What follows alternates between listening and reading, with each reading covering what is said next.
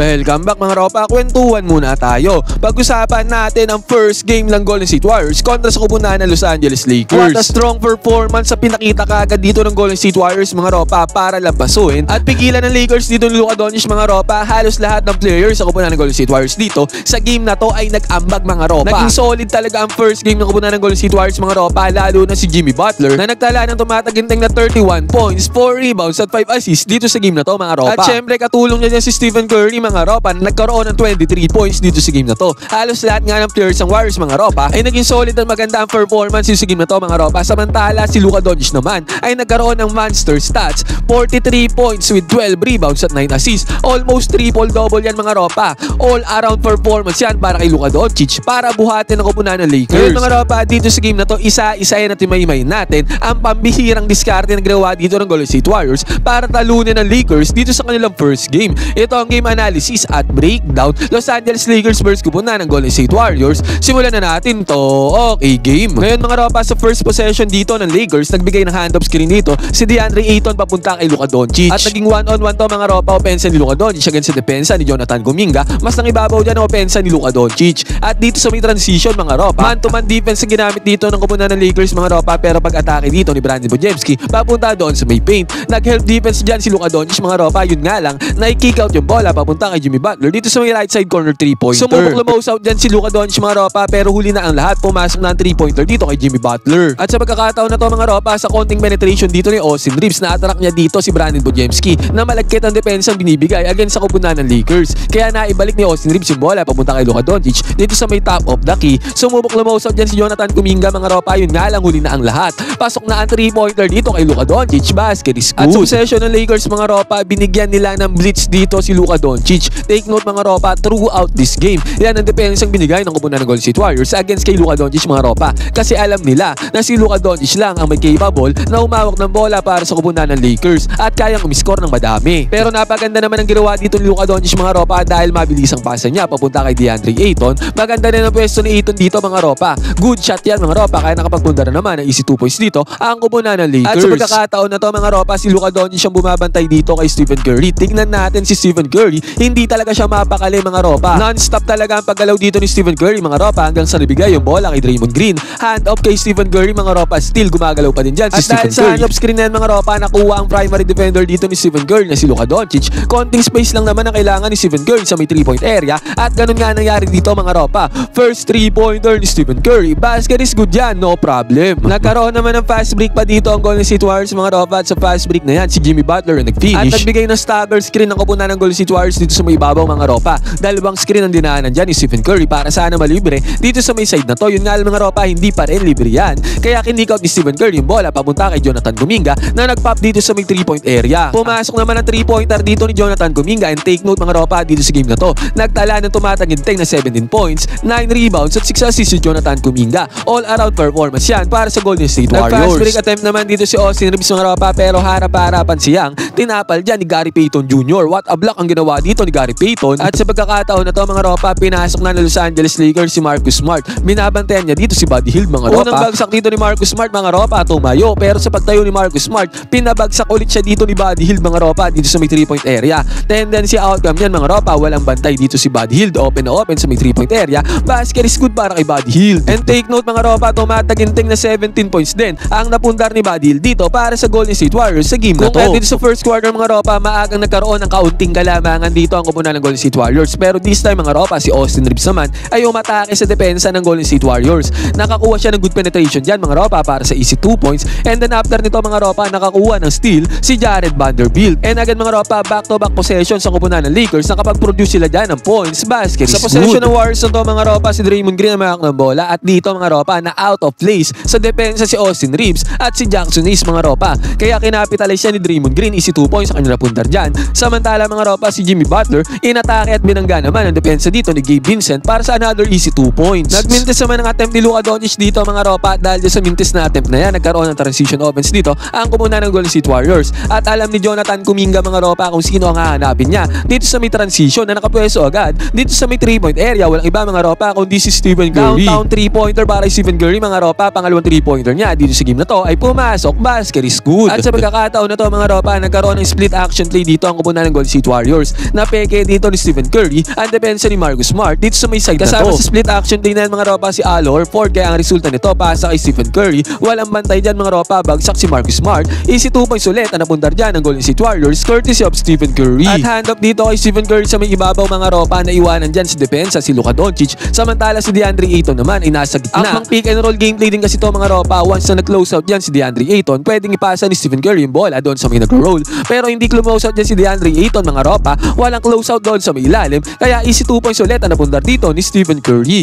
Bumawi naman dyan si Luka Doncic mga ropa ng puntos dito. Basket is good yan. At after pa nito mga ropa, pasa ni Luka Doncic papunta kay Rui Hachimura dito sa may 3-point area. Pumasok ang 3-pointer dito ni Rui Hachimura. Easy money, no problem. Kung sa pagkakataon na to dito sa pagtatapos sa second quarter, nahawakan pa ng kupunan ng Lakers ang alamangan. 51-50 ang score. Si Jonathan Kuminga naman mga ropa nag-penetrate dito against depensa ng kupunan ng Lakers sabay kick out ng bola. Papunta kay Brandon Podziemski. One shot fake mga ropa sabay 3-pointer mga ropa. Pasok para kay Brandon Podziemski. Yun nga lang mga ropa, si Luka Doncic ay nagkaroon ng isolation play against kay Jimmy Butler mga ropa. Ito yung pagtatapos sa second quarter. Pinani si Luka Doncic ang depensa ni Jimmy Butler dito sa may ibabaw. Step back 3-pointer mga ropa ay pumasok para kay Luka Doncic. Basket is good. Yun nga lang mga ropa, pagpasok ng third quarter, naging hawak bigla ng kupunan ng Golden State Warriors ang kalamangan. 65-58. Nagkaroon pa ng 2 points si Jimmy Butler dito sa may paint. Walang help defense dyan ang kupunan ng Warriors. Easy money para kay Jimmy Butler. Nakabawi naman dyan si Luka Doncic dito din sa may paint mga ropa. Mahirap na tira yan pero naipasok ni Luka Doncic. Basket is good. At sa possession na to ng Golden State Warriors mga ropa, si Draymond Green na mayak ng bola dito sa may ibabaw.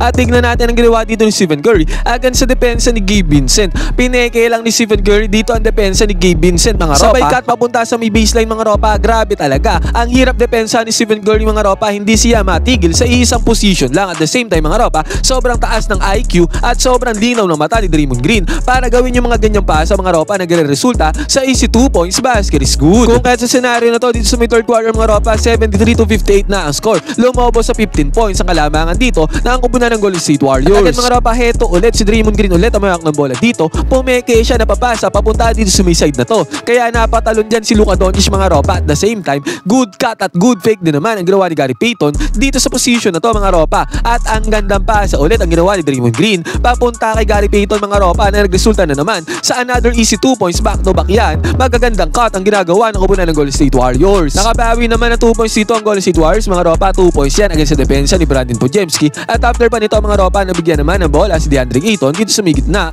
Mid-range jumper ang kanyang pinakawalan dito. Yun nga lang mga ropa, sa pagkakataon na to, ang saklap para sa kupunan ng Lakers dahil si Buddy Hield ay nag-init sa may 3-point area. 3-point attempt dito mga ropa. Basket is good yan para kay Buddy Hield. At after pa nito mga ropa, nakakita ng pagkakataon dito si Jonathan Kuminga para magkaroon ng isolation play. Inatake niya ang depensa dito ni Luka Doncic mga ropa para makapagpundar ng easy 2 points. Basket is good. At si Brandon Podziemski mga ropa, good penetration ang ginawa sa depensa ng kupunan ng Lakers. Sabay kick out niya ng bola sa sinabi ko nga mga ropa na sobrang init na Buddy Hield dito sa may 3-point area. Again mga ropa, catch and shoot lang yan mga ropa pero naipasok yan ni Buddy Hield. Easy money, no problem. Magandang balasa naman ng bola ang sinagot dito ng kupunan ng Lakers mga ropa at eventually tendency outcome niyan. Nagkaroon ng alley-oop play dito si Luka Doncic papunta kay Jackson Hayes at good attack ang ginawa dito ni Marcus Smart mga ropa para magkaroon siya ng teardrop play dito. Easy 2 points. Kung sa pagkakataon na to mga ropa, kahit papaano ay natapyasan ng kupunan ng Lakers ang kalamangan ng kupunan ng Golden State Warriors into 1-digit point mga ropa. Yun nga lang mga ropa, natatapyasan na nga to ng Lakers. Yun nga lang again,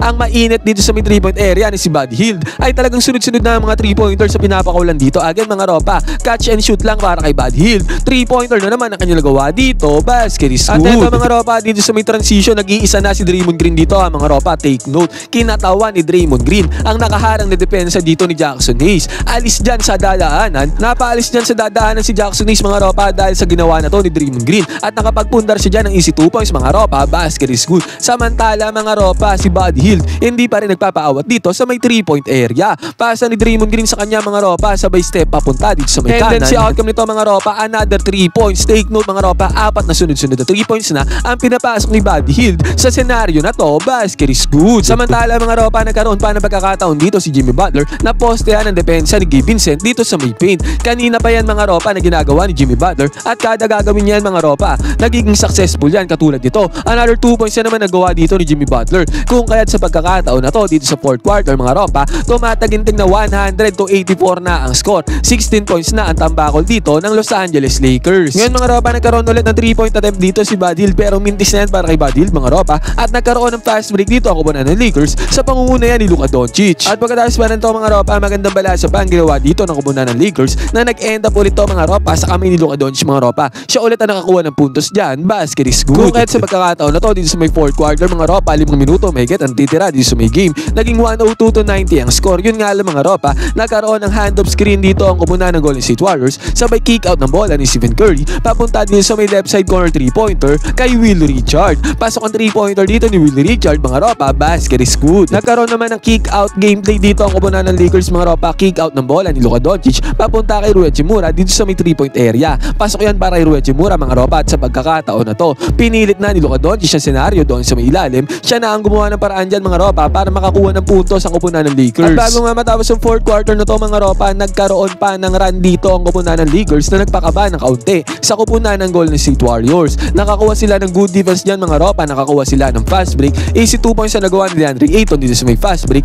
at after nyan mga ropa, nakakuha ng good drive dito si Austin Reeves mga ropa para tapyasan sa 6 na puntos ang kalamangan ng Golden State Warriors. Naging 105-99 ang score mga ropa, pinakaba ng kupunan ng Lakers ang Golden State. Yun nga lang mga ropa, para sa fans ng Lakers, ang saklap nito dito sa may right side corner 3-pointer, si Draymond Green ang nakakuha ng 3-pointer mga ropa. Basket is good yan para kay Draymond Green, pambasag ng momentum niyang 3-pointer na yan. At after pa nito mga ropa, si Jimmy Butler nakakuha ng good penetration at nakakuha siya ng 2 points again doon sa may paint sa may ilalim. Nakakuha naman ng 3-pointer dito si Austin Reeves mga ropa, kahit papaano never say die attitude dito si Austin Reeves. At nakakuha naman ng 2 points dito si Luka Doncic mga ropa sa may teardrops niya. Yun nga lang sa pagkakataon na to, ang layon 3-pointer ang pinakawalan dito ni Stephen Curry mga ropa, and guess what? Pumasok ang 3-pointer na yan ni Stephen Curry para selyuhan na ang laro na to kontra sa kupunan ng Lakers. Itigil na ang laro mga ropa, night na para kay Stephen Curry. At eventually mga ropa, natapos ang game na to sa score na 119-109. First win to ng kupunan ng Golden State Warriors mga ropa, tinalo nila ang kupunan ng Lakers. First loss na kupunan ng Lakers ngayong season. Ngayon mga ropa, naging solido ang performance ng bawat players sa kupunan ng Golden State Warriors mga ropa. Solid na solid ang kanilang lineup. Solid si Jimmy Butler mga ropa, solid si Stephen Curry, solid din na naging ganap dito. Ang naging ganap dito ni Buddy Hield mga ropa, basta lahat ng players sa kupunan ng Golden State Warriors ay nag-contribute dito, mapadepensa man at opensa dito sa game na to. Ngayon mga ropa, ano masasabi nyo sa game na to ng kupunan ng Golden State Warriors kontra sa kupunan ng Lakers? Pwede kayong mag-comment dyan sa baba ng inyong opinion, magkwentuhan tayo.